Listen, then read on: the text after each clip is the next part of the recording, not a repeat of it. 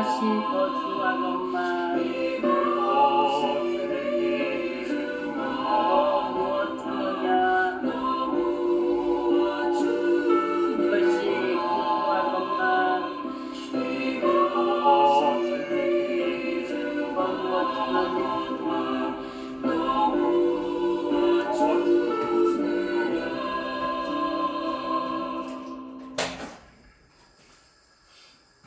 다 같이 묵도드림으로 새벽 예배를 시작하겠습니다. 이러므로 우리에게 구름같이 둘러싼 허다한 증인들이 있으니 모든 무거운 것과 얽매기 쉬운 것 죄를 벗어버리고 인내로서 우리 앞에 당한 경주를 경주하며 믿음의 주요 또 온전케 하시는 인 예수를 바라보자. 그는 그 앞에 있는 기쁨을 위하여 십자가를 참으사 부끄러움을 개의치 아니하시더니 하나님 보좌 우편에 앉으셨느니라. 아멘.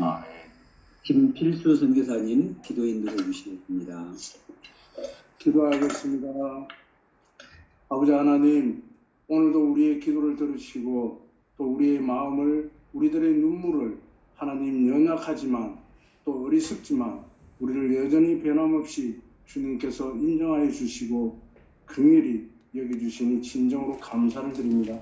주님께서 저희들이 작지만 또 성실하고 최선을 다하는 종들이 되시라고 늘 주님께서 말씀하고 계십니다. 그리고 주님께서 우리의 원하고 계시는 것은 성취하는 종들이 아니라 성숙한 종들이 되어지게 하라고 말씀하고 계십니다. 새벽기도 시간을 통해 많은 주님의 종들이 주님의 성전에 이 시간 모였습니다. 그리고 지친 육신의 모습으로 상처받은 모습들로 갈급한 심정으로 이 자리에 귀하게 모였습니다. 주님, 오늘 이 시간에 참석하신 모든 선교사님들을 귀하게 받아주시옵소서. 찬양으로 기도로 우리의 마음들을 열어가게 하시고 아버지 하나님의 말씀이 선포될 때 오늘 이 자리에 참석하신 모든 선교사님들이 새 힘을 얻게 하시고 기쁨의 말씀과 성령의 기쁨이 가득하게 채워 주시옵소서. 그래야 주는 힘이시며 능력이시며 또 우리의 생명의 근원이 되심을 알아가게 하옵소서. 각자의 생명에 대한 귀한 마음의 소원들, 간절한 기도의 제목들이 아버지 하나님 앞에 지금 이 시간 아뢰지는 귀한 시간들이 되게 하여 주옵시고 우리보다 먼저 알고 계시는 주님께서 능히 우리의 모든 문제와 그 기도들을 체험받게 하옵시고 또 이 시간을 통해서 응답받는 귀한 시간들이 되게 하옵소서. 아버지 하나님의 영광을 위해 오늘도 복음을 전하며 진리를 전파하는 모든 선교사님들을 기억하여 주옵시고 코로나로 인해 사역들이 제한을 받고 마음껏 복음을 전하지 못하고 있습니다. 사랑의 주님, 코로나가 진리의 빛을 끄지 못하게 하옵시고 복음을 전할 때 능력들을 주시고 진리를 가르치실 때 지혜를 주시옵소서. 코로나로 인해 많은 교회들이 지연들이 줄이고 있습니다. 선교사님들의 물질적 그 어려움들을 당하지 않도록 붙들어 주시고 능력을 더하여 주옵시고 모든 열방과 그 하나님의 나라들이 하나님 아버지를 섬기며 한 양으로 진정으로 원하기를 기원합니다. 오직 하나님만이 참 생명임을 모든 사람들이 알아가게 하시고 또 하나님 아버지의 참 소망과 그 진리를 깨달아가게 하옵소서. 또 특별히 이 시간을 통해서 말씀을 전하시는 송무현 목사님을 영혼의 간결한 믿음으로 지켜주시고 설교하신 말씀 가운데 육신의 기록만 듣지 않게 하시고 영혼과 마음으로 은혜로운 말씀들을 진정으로 듣게 하옵시며 소망 가운데 아멘으로 하답하게 하시옵소서. 성령님 하늘의 능력을 입히시고 또 입술을 중환하사 오직 참 진리만을 전하게 하옵소서. 이 모든 말씀을 주 그리스도 이름으로 감사하며 기도드립니다. 아멘. 오늘 우리에게 주신 하나님의 말씀은 히브리서 13장 12절 13절입니다. 그러므로 예수도 자기 피로써 백성을 거룩하게 하려고 성문 밖에서 고난을 받으셨느니라. 그런즉 우리도 그의 치욕을 짊어지고 영문 밖으로 그에게 나아가자. 아멘. 특송 사랑합니다. 내리 자매님의 찬양으로 드리겠습니다.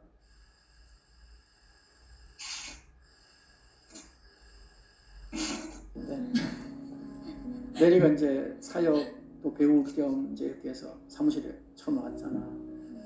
근데 이제 조금 친해진 다음에 내려가는 거. 목사님, 우리 아빠가 아파요.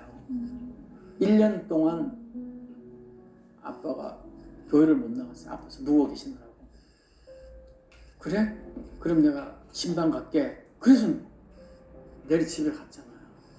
가고 그날 아버지 너무 좋으셔서 누워 계시는데 내가 갈 때 앉아 있더라고. 그래. 쉬. 내가 미안하다. 만나면 눈물이 났어. 부장님. 왠지 필요할 것 같아서 지금. 아니 그래갖고 아니 왜냐면 그렇게 허리가 좀 디스크 쪽이 아픈 거거든. 그래 가서 저녁 때 집에 가서 예배 드렸어요. 그래 허리에 손 대고 예수 그리스도 이름으로 깨끗해지지 않아. 그래 하고 하나님 난 능력 없지만 예수님이 능력이기 때문에 예수 이름으로 했습니다. 그러고 왔는데 그 다음날 병원에 입원하신 거야. 아, 나 진짜 충격받았어요. 하나님 이거 뭡니까? 근데 그때부터 투병을 1년을 하셨어요.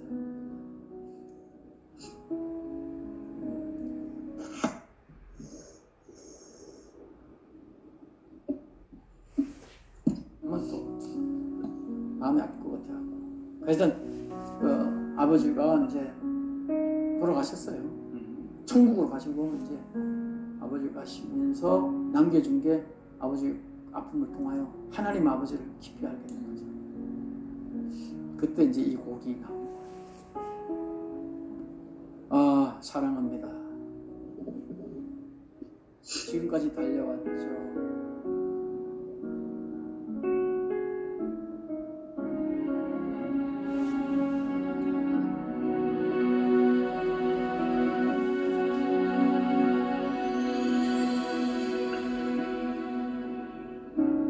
지금까지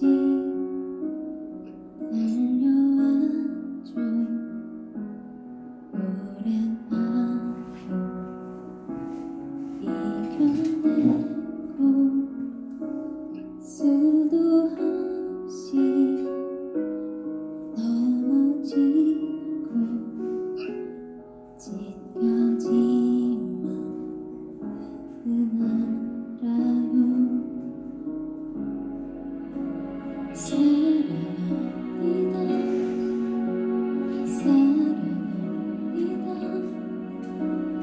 당신의 그 눈물을 난 기억합니다. 고맙습니다.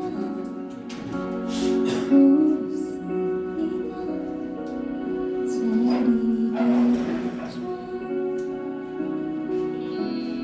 얼마나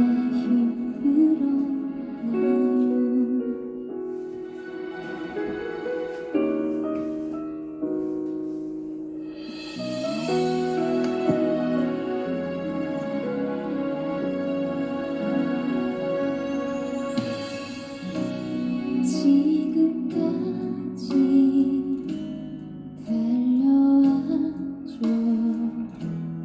오랜 아픔 이겨내고 수도 없이 넘어지고 찢겨지만 은하라요.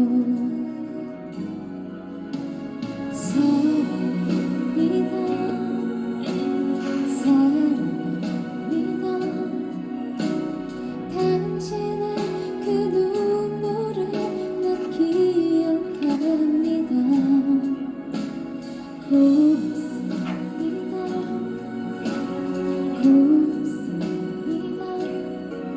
잘 이겨냈죠. 얼마나 힘들었나요. 울고 있는 나를 이제 용서하세요. 지금껏 잘 견뎠잖아요.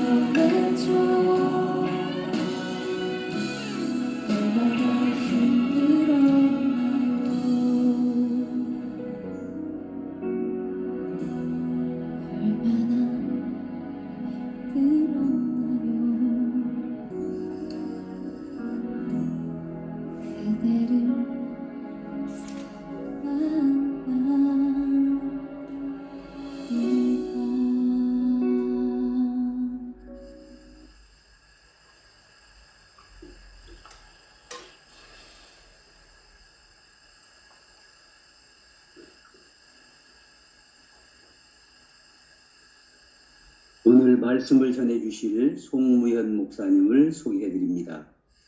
고신대학교 신학대학원에서 MDB, 포체스트롬 남아공에 있는 대학에서 신약학 석사, 박사,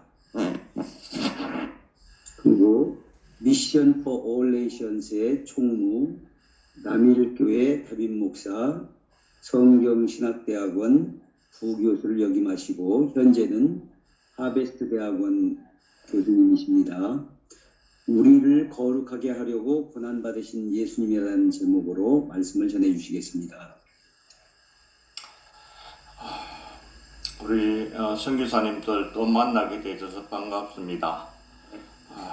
저는 지금 이 사순절 기간을 지나가고 있기 때문에 사순절 기간에 맞는 설교를 하고 싶습니다. 오늘 본문 히브리서 13장 12절에서 13절에 보면 그러므로 예수도 자기 피로써 백성을 거룩하게 하려고 성문 밖에서 고난을 받으셨느니라. 그런즉 우리는 그 치욕을 짊어지고 영문 밖으로 예수 그리스도에게로 나아가자라고 그렇게 말하고 있습니다. 본문 13절에 보면 치욕이란 말은 우리 주 예수님께서 당하셨던 온갖 수치스럽고 욕된 것을 의미합니다. 히브리서 기자는 우리도 주님처럼 이 모욕과 멸시를 받으면서 주님 앞으로 나아가자 이렇게 말을 하고 있습니다. 그것도 영문 밖으로 예수님께 나아가자 그렇게 말합니다. 영문은 예루살렘 성문 중에 하나입니다. 영문 밖으로 나아가자 하는 말은 예루살렘 밖으로 나가자는 말입니다. 이 영문을 통과하다 보면 바로 골고다 언덕으로 향하는 문입니다. 그러므로 그 치욕을 지고 영문 밖으로 나아가자라고 하는 말은 십자가를 지고 처형을 당하는 곳으로 나가자는 말입니다. 예수님께서 영문 밖으로 나가는 것은 자발적으로 나가신 것이 아니라 십자가를 짊어지고 끌려서 나갔습니다. 그러므로 영문 밖으로 나간다는 말의 의미는 거룩한 성에서 쫓겨난다는 말입니다. 이것은 구약의 아사셀 염소를 의미하는 것입니다. 구약에서는 7월 10일 날에 2마리 염소를 택해서 한 마리는 잡아서 번제를 드리고 또 한 마리는 이스라엘 모든 백성들의 죄를 짊어지고 예루살렘 밖으로 내어 쫓아내서 강야로 보내어 사나운 짐승들에게 밥이 되게 한다는 말입니다. 이것은 신약에 와서 우리 주 예수님께서 우리의 모든 죄를 짊어지고 광야로 내어 쫓기는 것을 상징하는 말입니다. 사랑하는 선교사님, 왜 주님께서 이 거룩한 성에서 쫓겨나서 영문 밖으로 나갔습니까? 우리 주 예수님께서 사실상 이 거룩한 성의 주인입니다. 그런데 왜 이렇게 쫓겨나갑니까? 오늘 본문 12절에서 그 대답을 주고 있습니다. 예수도 자기 피로써 백성을 거룩하게 하려고 성문 밖에서 고난을 받으셨다라고 얘기하고 있습니다. 심지어는 예수님께서 우리를 거룩하게 하시려고 하나님 앞에서도 버림을 받으시는 장면들이 십자가상에서 나타납니다. 예수님께서 십자가를 지시고 돌아가실 때에 엘리 엘리 라마 사박다니라고 하셨습니다. 우리 잘 아는 말씀이지요. 나의 하나님 어찌하여 나를 버리십니까? 라고 하는 말입니다. 질문을 하나 드립니다. 대답을 하지 아니하셔도 됩니다. 십자가에 달리신 예수님은 죄가 있는가 없는가? 우리는 생각할 때 십자가에 달리신 예수님은 죄가 없다고 생각합니다. 그것은 틀린 말입니다. 물론 예수님 자신의 죄는 하나도 없지만 십자가에 달리신 예수님은 죄가 많습니다. 나의 죄, 그리고 우리 선교사님들의 죄, 그리고 오고 가는 모든 인류들의 모든 죄 다 짊어지고 가셨기 때문에 죄가 너무 많습니다. 그래서 속죄 제물로 십자가에 달리신 예수님은 너무 보기 싫어서 하나님께서 고기를 돌리셨다라고 어떤 신학자들이 말을 합니다. 즉 하나님께로부터도 버림을 받으셨다는 것입니다. 왜 이렇게 예수님께서 가장 사랑하는 아버지께로부터까지도 이 버림을 받으시는 것입니까? 성경은 이야기합니다. 날 거룩하게 하시려고 그렇게 버림받으신 것이다 라고 얘기합니다. 이렇게 우리를 거룩하게 만들어 놓아주신 주님께서 우리에게 말씀하십니다. 우리도 그 치욕을 지고 영문 밖으로 그에게 나아가자. 이 말의 의미는 우리도 십자가 지고 주님을 따라가자는 말씀입니다. 그러나 문제는 오늘이나 옛날이나 많은 하나님의 백성들이 십자가를 지고 가려고 하진 않는다는 것입니다. 존경하는 선교사님 여러분, 여러분들은 어떻습니까? 토마스 아킨피스는 이렇게 말합니다. 성도들 가운데 예수님께서 살고 계시는 하늘나라를 사랑하는 자, 그 나라에 들어가기를 소원하는 자는 많이 있지만은 그분의 십자가를 지라는 명령에 순종하는 자들은 매우 적습니다. 많은 사람들이 예수님께서 행하신 기적들이 자기에게도 일어나기를 바라고 있지만은 그분이 주신 십자가는 지려고 하지 않습니다. 많은 사람들이 주님으로부터 받는 축복을 누리기를 원하지만은 주님께서 지어주시려고 하는 그 십자가는 지고 가는 것을 원하지 않습니다. 라고 토마스 아켄피스가 말합니다. 히브리스를 읽는 수신자들도 주님 때문에 고난을 받을 때에 배교를 하거나 믿음에서 떨어지는 일이 생겼고 또 주님을 믿기는 하지만 십자가 지는 고통을 감내하려고 하진 않았습니다. 히브리스는 무시무시한 핍박이 일어나던 시기에 주어진 설교문입니다. 서신 형태를 빌어서 쓴 설교문입니다. 그 시기에는 단지 예수님을 믿는다는 것 때문에 친한 친구들로부터 그리고 가족들로부터 거절을 당하고 배척을 당하던 시기였습니다.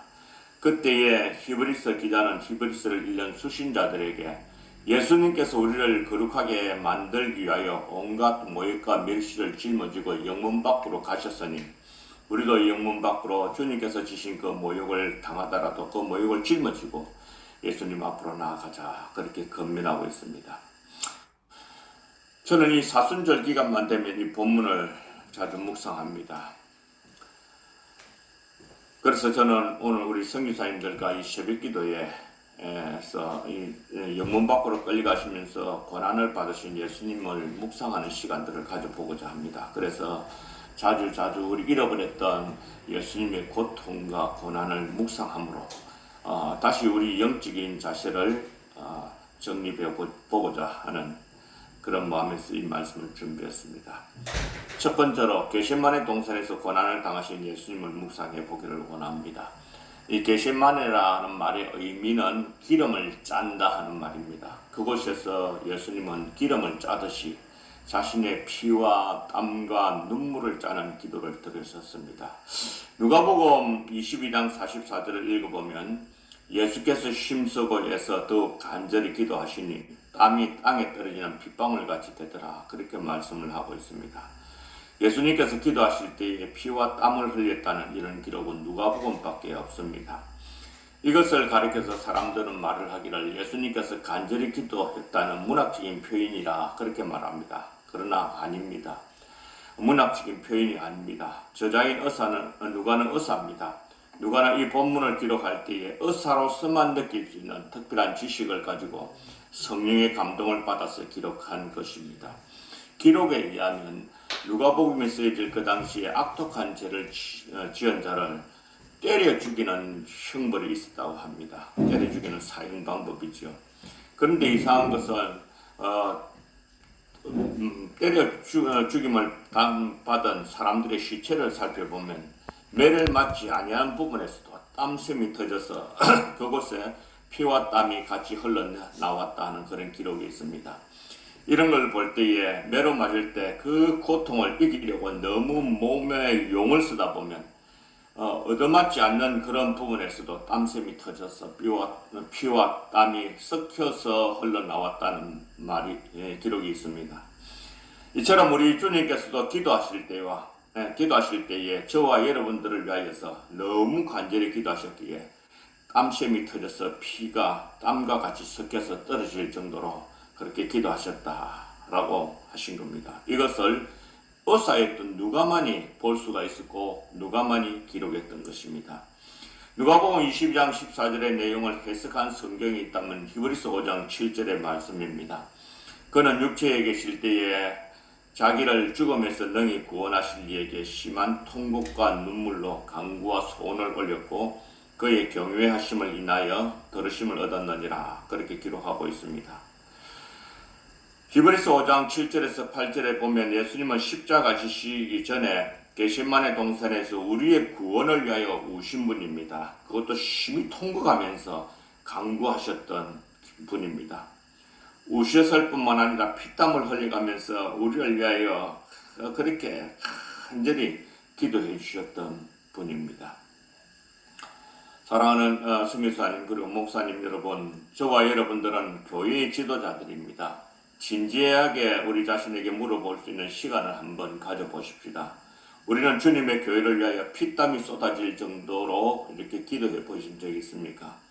우리가 피를 쏟을 정도로 기도해 보지는 않았지만 땀을 주룩주룩 흘릴 정도로 뜨겁게 주님의 교회와 영혼의 구원을 위하여서 애타게 기도해 보신 적이 있습니까? 아니, 땀이 날 정도로 기도는 하지 못했지만 주님의 교회를 위하여 기도할 때마다 눈물로 간절히 기도해 보신 적이 있습니까?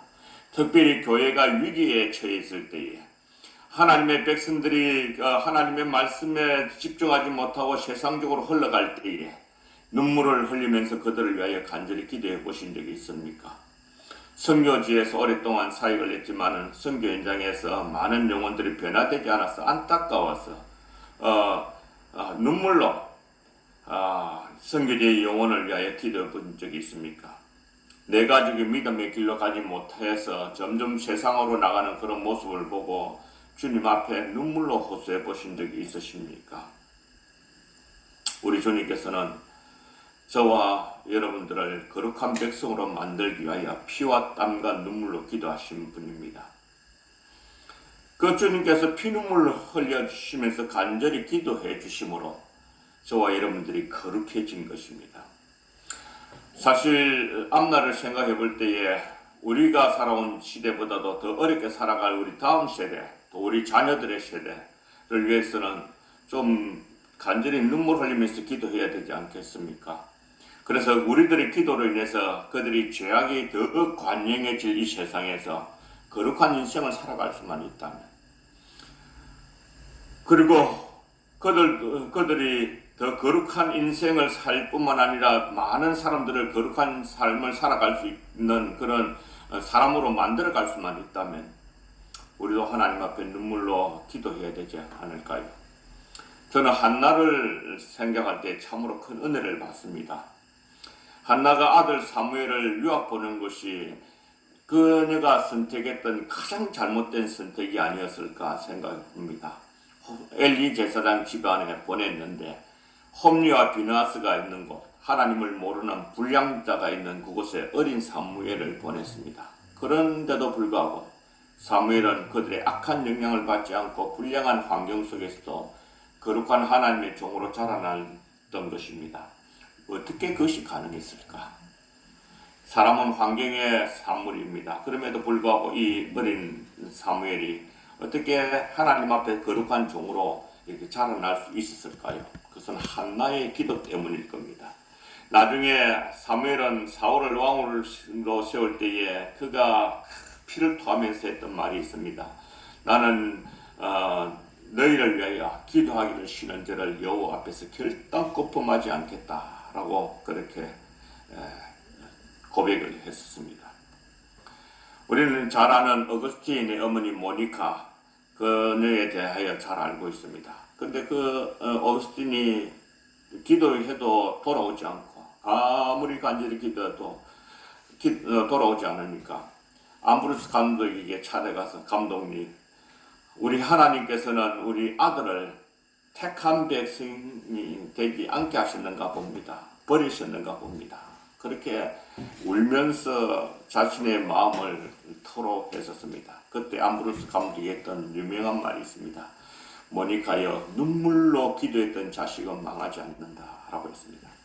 그렇게 그 기도로 덕분으로 돌아왔는데 이 어거스틴이 교부 시대에 그 참 귀한 하나님의 종으로 거듭나게 되신 것을 보게 되었습니다. 저는 지난 3월 20일 날 주일 아침에 일어나서 큐티를 하고 난 다음에 CBS 방송을 들었었습니다. 그때 김사만 목사님의 이야기를 기독교 방송국에서 방영하는 것을 시청을 했습니다. 김사만 목사님은 어릴 때 곤히 잠들어 있을 때에 어머니가 눈물로 흘리면서 자기들을 위하여 기도하는 소리를 들으면서 자라났다고 합니다. 그 목사님이 그렇게 성공적인 목회를 하게 되진 것은 어머님의 눈물의 기도 때문이었다라고 고백하는 얘기를 들었었습니다.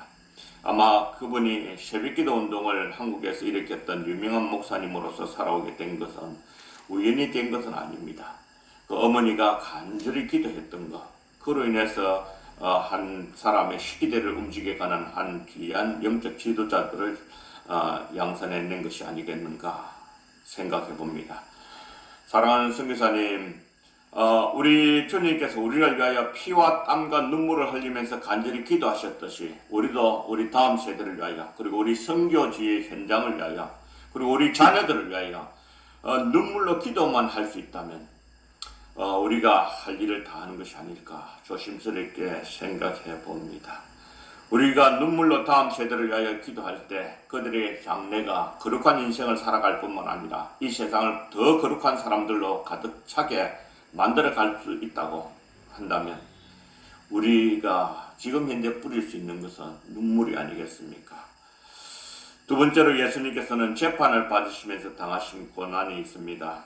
예수님께서 받으신 재판은 다음과 같습니다. 처음에는 가야바 법정에서 재판을 받았다가 빌라도 법정으로 옮겨집니다. 왜냐하면 가야바 법정은 사형을 언도할 수 있는 언도할 수 없는 종교적인 법정이고, 빌라도 법정은 사형을 언도할 수 있는 세상적인 법정이기 때문에 그렇습니다. 예수님께서는 빌라도 법정에서 재판을 받다가 다시 헤롯 왕에게 가서 재판을 받습니다. 왜냐하면 예수님은 헤롯 관할에 있었던 사람이었기 때문에 그렇습니다. 그리고 다시 빌라도의 법정에서 최종 판결을 받으셨습니다. 빌라도의 재판이 끝난 이후에 온갖 모욕과 멸시를 당하셨습니다. 이 과정에서 법정에서 당하신 예수님의 모욕과 멸시는 상상을 초월합니다. 요한복음 18장 22절에서 23절에 보면 예수님께서 종들에게 뺨을 맞으시는 장면이 나타납니다. 하나님의 아들이시고 존귀하신 그분이 낮고 천한 종들에게 뺨을 맞으시는 것입니다. 어떻게 이럴 수가 있습니까? 만왕의 왕이 되시는 예수님께서 종들에게 뺨을 맞으시는 이유가 무엇입니까? 저와 여러분들을 거룩하게 하시려고 하신 것입니다. 마태복음 27장 26절에서 32절에 보면 예수님께서 온갖 모욕을 당하셨습니다. 군병들은 예수님을 끌고 가서 브라이도리온이라는 빌라도의 법정들에서 예수님의 옷을 벗겨놓고 채찍질을 했습니다. 그 채찍에는 여러 가닥이 있는데 가시뼈나 날카로운 못을 박아서 채찍질을 할 때마다 그것들이 예수님의 살을 받고 들어가서 채찍을 잡아당길 때마다 그 박힌 부분에서 예수님의 살을 찢어내고 또 살이 튀고 피가 낭자하게 흐르게 되는 것입니다. 그래서 예수님의 몸은 상처 입은 짐승과 같이 처참한 모습이 되고 말았습니다. 그런 연후에 그들은 예수님의 옷을 벗기우고 홍포를 입히고 가시면류관을 엮어서 그 머리에 씌우고 예수님의 손에 쥐어줬던 갈대를 들리우고 그리고 조롱하고 침을 뱉고 그러다가 갈대를 빼앗아서 가시면류관을 쓴 머리를 세게 쳤습니다. 우리는 갈대라고 하지만 이 갈대가 요단강에서 자라나는 이런 대나무 같은 것입니다. 그것으로 치니까 그 가시면류관은 예수님의 머리 속에 파고들었고 말할 수 없는 고통이 예수님의 머리를 짓눌렀습니다. 온몸에는 상처투성이고 온 얼굴은 피로 멍들어버린 창백한 모습이 되고 말았습니다. 이런 모습을 보고 이사야 선지자는 이렇게 표현합니다. 그가 찔림은 우리의 허물을 인하며 그가 상함은 우리의 죄악을 인함이라. 그가 징계를 받음으로 우리가 평화를 누리고 그가 채찍에 맞음으로 우리가 나음을 입었도다. 그렇게 말합니다. 우리 주님의 찔림, 우리의 허물을 인함이고 우리 주님의 상하신 몸은 우리의 죄악을 담당하기 위함이라. 그렇게 말씀하십니다. 사랑하는 선교사님, 바로 우리 죄 때문에 더럽혀진 우리를 거룩하게 하시려고 주님께서 대신 채찍질 당하셨고 추한 우리를 거룩하게 만들기 위하여서 못 박히심을 당하신 겁니다. 솔직하게 말씀을 드리자면 우리는 주님의 십자가 사랑이 얼마나 크고 놀라운 사랑이라는 것을 잘 깨닫지 못합니다. 우리가 정말 주님의 사랑을 뜨겁게 느끼기를 원한다면요, 한번 그 주님의 사랑을 체험하기를 원한다면 우리가 가시 면류관을 쓴 채로 대나무 짝대기로 머리를 한번 세게 여러 번 맞아보는 겁니다. 살점을 뜯어내는 무서운 채찍질로 정신을 잃어버릴 정도로 한번 맞아보는 겁니다. 그래서 피가 철철 흐르는 것도 경험해보고, 그리고 주님의 십자가 사랑을 뜨겁게 느끼시려면 실제로 못에 한번 박혀보는 겁니다. 그리고 영상 40도가 오르내리는 뜨거운 태양빛 아래서 6시간 동안 십자가에 달려보는 겁니다. 만약 이런 것을 우리가 경험하게 되어진다면 우리 주 예수님의 십자가 사랑을 뜨겁게 느낄지도 모르겠습니다. 나의 주 예수님께서 나를 거룩하게 만들기 위하여 이런 고통을 당하셨구나 하는 생각을 하면서 그 주님의 고통의 강도를 조금은 체험하게 될지도 모르겠습니다. 그러나 정말 우리가 이런 끔찍한 고통을 경험할 수 있을까요? 할 수 없습니다. 그래서 하나님께서 우리 죄를 위하여 자신의 아들을 가시관에 찔리게 하고 채찍질 당하게 하고 못에 찔리게 하고 창에 찔리게 하셨던 겁니다. 왜 주님께서 이처럼 많은 고통과 괴로움을 당하셨습니까? 오늘 본문 12절은 우리에게 분명히 얘기하고 있습니다. 그러므로 예수도 자기 피로서 백성을 거룩하게 하려고 성문 밖에서 고난을 받으셨다. 그렇게 말씀하고 있습니다. 오늘날 성도들은 거룩한 삶에 대한 야망이 없습니다. 나를 거룩하게 만들기 위하여서 온갖 고초를 겪으신 그 주님을 생각하면서 나도 죄짓지 않고 남은 인생, 거룩한 인생을 살아가야 되겠구나. 나 같은 죄인을 거룩하게 만들어 놓으신 그분 앞에서 나도 내 인생을 거룩하게 보존해 가야 되겠다 하는 그런 결단을 하지는 않습니다. 오늘날 하나님의 백성들은 거룩한 삶을 살아가려고 하는 노력도 하지 않는다는 것입니다. 그러나 기억하십시오. 우리 주님께서는 우리를 거룩하게 만들기 위하여서 십자가를 지고 죽으셨습니다. 이미 우리는 거룩해지기 위해서 노력하는 것이 아니라 우리 주님께서 거룩하게 만들어 놓은 상태에서 이 거룩한 상태를 보존해 가는 것이 저와 여러분들의 모습이어야 합니다. 사실 우리는 값싼 복음에만 익숙해져 있습니다. 죄를 짓고 또 지어도 주님께서 나의 죄를 씻어주신다는 이 못된 확신을 가지고 죄를 함부로 짓는 경향이 있습니다. 이건 아닙니다. 정말 우리가 구원받은 하나님의 백성이고 주님의 십자가 은혜를 깊이 깨닫는다고 할 것 같으면 나 같은 죄인을 위하여 그렇게 살찌고 피 흘려주고 주신 주님의 그 십자가 고난을 생각한다면 우리가 죄를 짓는 것을 두려워할 줄 알아야 되는 것입니다. 세 번째로 십자가를 지시고 가시면서 당하신 고난이 있습니다. 십자가 형벌은 가장 악독한 죄인에게 주는 사형 형벌입니다. 우리는 십자가형을 하나뿐인 것으로 알고 있습니다. 그러나 성경 배경사를 연구해 보면 십자가 형벌에는 세 가지 종류가 있습니다. 첫 번째 십자가 형벌은 십자가에 매달아 꼼짝 못하게 만들어 놓고는 오랫동안 굶주렸고 배고픈 짐승들에게 던져줍니다. 이것은 십자가 형벌 가운데 가장 가벼운 형벌입니다. 짐승들이 달려와서 팔다리를 물어뜯고 내장을 뜯어먹고 그리고 목덜미를 물어뜯고 하는 그런 가운데서 그 고통은 순식간에 끝이 납니다. 이것은 십자가 형벌 가운데 가장 가벼운 형벌입니다. 두 번째는 십자가에 매달아 놓고 거꾸로 세워놓는 것입니다. 이건 정말 힘듭니다. 피가 얼굴로 모여들므로 얼굴이 벌겋게 충혈되고 나중에는 눈이 조금씩 밀려 나오고 코가 부풀러 올라서 터지고 또 귀에서 그리고 잇몸 사이에서 조금씩 피가 이렇게 흘러내리는 것입니다. 나중에 시간이 하루 종일 걸리고 이틀 4일 지나면 악기같이 하고 죽습니다. 사형받는 사람의 가족들은 자신의 가족이 그렇게 죽는 것이 너무 안타까워서 사형을 집행하는 자들에게 돈을 주면서 모른 체하고 칼로 얼굴을 살짝 그어달라고 그렇게 부탁을 합니다. 그렇게 칼로 슬쩍 얼굴을 그어버리면 피가 확 쏟아져서 죽기도 하는 그런 형벌입니다. 그렇지만 이 형벌도 우리 주님께서 달리신 형벌의 십자가 형벌에 비하면 가벼운 것입니다. 마지막으로는 십자가에 매달아 놓고 맨날 며칠을 햇빛에 말려 죽이는 겁니다. 어떤 사람은 3일 만에, 어떤 사람은 일주일 만에 매달려 죽는 겁니다. 그러나 우리 주님께서는 몇 시간 만에 돌아가셨습니다. 왜냐하면 그 전에 너무 심한 고문을 받아서 피를 많이 쏟았기 때문에 그렇습니다. 기한 밤에는 피땀이 흘러내릴 정도로 기도하면서 온 밤을 지새우다가 새벽부터 재판받기 위해서 이곳저곳 끌려다니고 또 지쳐있는 상태에서 온몸의 채찍질로 인해서 찢어지고 망가져버린 주님의 몸뚱아리입니다. 이런 몸을 가지고 십자가를 지고 가야만 했습니다. 등에 채찍질로 인해서 생긴 상처로 인해서 무거운 십자가를 얹어 놓으니까 그 상처로 쓰러질 때마다 그 상처에 십자가가 닿으면 아픈 것입니다. 우리는 십자가 형태를 생각할 때 맨들맨들하게 짜여진 이렇게 대표로 잘 짜여져 있는 그런 십자가를 생각합니다.